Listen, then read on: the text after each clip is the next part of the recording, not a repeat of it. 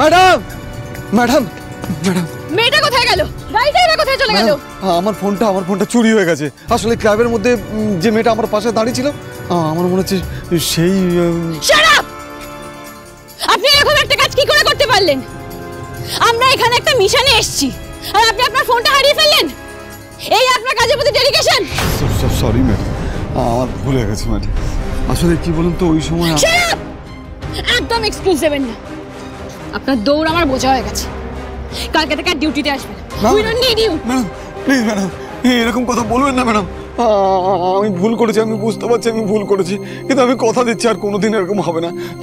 আমি কান বলছি, আপনার পায়ে পড়ছি madam. Madam madam madam madam, আপনি তো জানেন আমার মা অসুস্থ, আমার বোনটার এখনো বিয়ে দিতে পারিনি।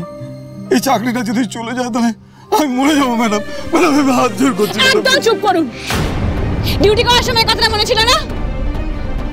আপনি জানেন আপনার জন্য কত বড় ক্ষতি হয়ে গেল? আমি মেয়েটাকে ধরতে পারলাম না। এই মেয়েটাই ওদেরকে পালাতে সাহায্য করেছিল, কিন্তু মেয়েটার মুখও দেখতে পারলাম না। আমি তো এটাও জানি না এই মেয়েটাই ওদের লিডার কিনা। জ্বালা করছে কি করে হলো বলুন তো? না, আমরা তো গাড়িটা পার্কিং থেকে বের করতে গেলাম, আপনি গেলেন ওয়াশরুমে। মাঝখানে কি এমন হলো যে এতটা চোট লেগে গেল আপনার হাতে? ছাড়ো না মৈনাক, তেমন কিছু সিরিয়াস হয়নি তো। সেটা আমাকে বুঝতে দিন, আমি ডক্টর। ভালো করে ভেবে বলুন তো কিসে কেটেছে এটা? মেটাল কিছুতে হলে কিন্তু বিপদ। না না, মেটাল নয়। আরে ওই ওয়াশরুমের দরজায় হাতটা চাপা পড়ে গেছিল, আমি বুঝতে পারিনি। তেমন তো কাটেনি, ঠিক হয়ে যাবে। অফকোর্স ঠিক তো হতেই হবে, মানে ডাক্তারবাবু যখন এত আদর যত্ন করে মলম লাগাচ্ছে তাহলে তো ঠিক তো হবেই, তাই না? তাহলে এবার ডাক্তারবাবুকে বলো একটু তাড়াতাড়ি করতে। উনি যা শুরু করেছেন তাতে তো রাত পেরিয়ে ভোর হয়ে যাবে। আরে বাবা, উনটাকে ক্লিন করব, তারপর ওষুধ দেব, তারপর তো ব্যান্ডেজ করব। কিচ্ছু লাগবে না। সেফটি হয়ে গেলে বুঝবেন পরে ঠেলা। সেপটিক হবে না। ঈশা এত উইক নয় যে এইটাকে একটা মুন্ডে কাবু হয়ে যাবে। আচ্ছা ঠিক আছে, মলমটা তো লাগাতে দিন। আরে কিচ্ছু হবে না, না আমি করে নেব। তোমার কালকে কাজ নেই, ঘুমোতে যাও। হ্যাঁ আছে, কিন্তু আর কোনো কিন্তু নয়, ঘুমোতে যাও তো। তাছাড়া আমারও ঘুম পেয়েছে। আমার কাল একটা খুব ইম্পর্টেন্ট মিটিংও আছে জিন্দলদের সাথে, অনেক প্রিপারেশনসও আছে। বলছি যে আমার ঘুম পেয়েছে, আমি ঘুমোতে যাই। আর তোর কি একটা বলার ছিল না, সেটা বলে দে। ঠিক আছে আমি আসছি, বাই বাই ঈশাদি, good night. Bye, good night. বলো কি হয়েছে? কিছু না, মানে আমি বলতে চাইছিলাম যে মানে আমি আপনাকে যদি কি আমাকে কি মনে বলো? বলছিলাম যে আপনার তো কালকে একটা ইম্পর্টেন্ট মিটিং আছে, তো সেখানে গিয়ে আপনার প্রেজেন্টেশন দেখাতে হবে। তো আমি চাইছিলাম যদি আপনাকে অফিসে ড্রপ করে দিই। আর আর আর থ্যাঙ্কস ফর হোয়াট? আমার জীবনে আসার জন্য ঈশা। 1 বছর আগে আজকের দিনটা আপনি আমার জন্য খুব স্পেশাল করে দিয়েছিলেন Isha. No Mainak, thanks to you. তুমি না থাকলে এই ঈশা আজ ঈশা হতে পারতো না, এখানে থাকতোই না। I owe you everything, everything. তুমি, ভালো মা, শায়না, তোমরা সত্যি আমার জীবনটা বদলে দিয়েছো।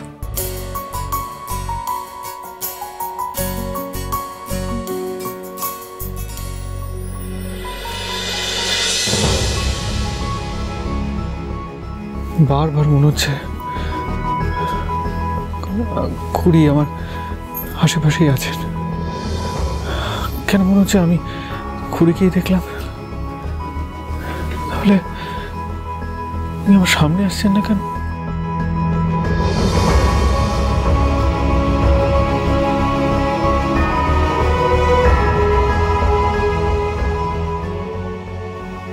সবাই বলছে জানো যে আপনি নাকি আসবেন না, কিন্তু আমি জানি, আমার বিশ্বাস আপনি আমার পাশেই আছেন, কাছাকাছি আছেন। কিন্তু আপনার তো অভ্যেস আমার সাথে চুরি পাখির মতো ঝগড়া করা, আমাকে অতিষ্ঠ করা, আপনার স্বভাব। ওই জন্য তো আমাকে এভাবে কষ্ট দিচ্ছেন। আমি কি জানি না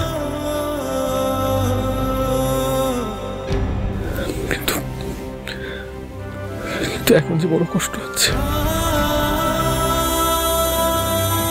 প্রত্যেকটা মোমেন্ট আপনাকে ছাড়া আমার শাস্তি বলে মনে হচ্ছে। ফিরে আসুন না, আই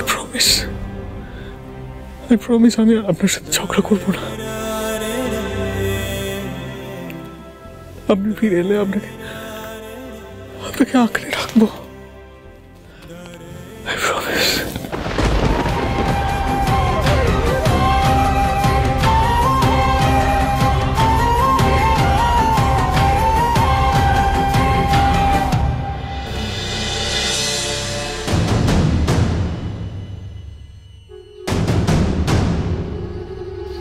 আমার দেখে এত অবাক হচ্ছিস কেন দিদি? আমি আমার নিজের জায়গায়, নিজের বাড়িতে ফেরত এসেছি। আমি সবটা জেনে গেছি দিদি। আমি জানি দেবাংশু সিংহ রায়কে তুই খবর দিয়েছিলিস। আমি তোকে শেষ করে দেবো দিদি। আয় দিদি, আয়।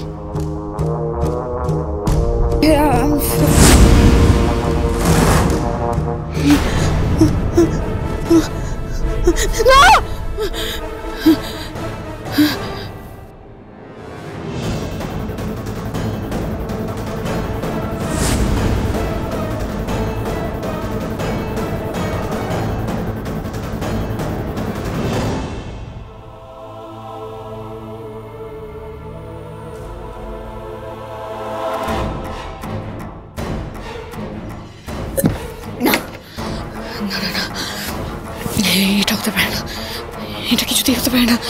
এটা কি করে সম্ভব? ওরই 1 বছর আগে মারা গেছে, ওকে বাকে টেনে নিয়ে গেছে, ও ফিরে আসতে পারে না। ও কি করে ফিরে আসবে? ফিরে আসা পসিবল না। কিন্তু ক্লাবের ওই মেয়েটা যাকে দেখলাম আমি, ওকে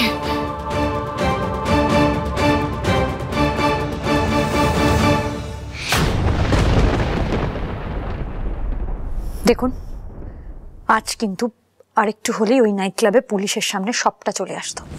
অনেক কষ্টে আটকানো গেছে, তবে আই এম শিওর ওরা এত সহজে ছেড়ে দেবে না। আজ একটুর জন্য ওদের হাত থেকে শিকার ফসকে গেছে।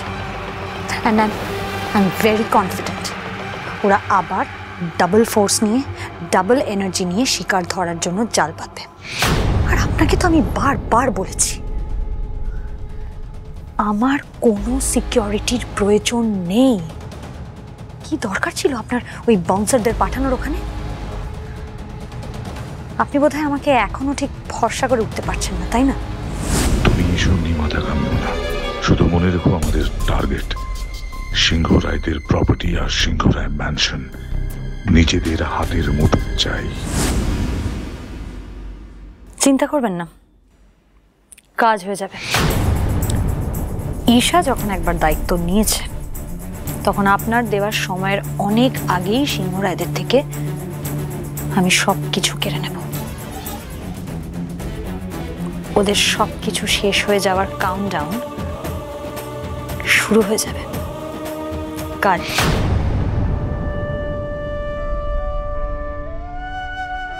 অনেক রাত হয়ে গেছে, চলুন শুয়ে পড়বেন।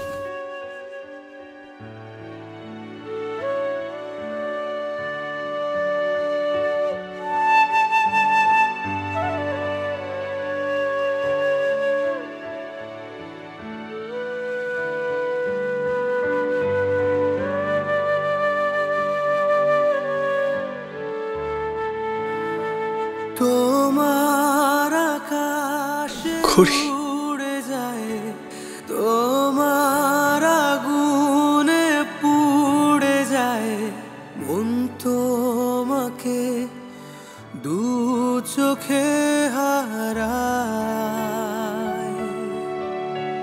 তোমার সাথে একলা হতে খোঁজে তোমাকে সব কিছুতে মন, তুমি ছাড়া বড্ড অসহায়। আপনি আবার আমার জন্য আগের মতো খাবার এনেছেন।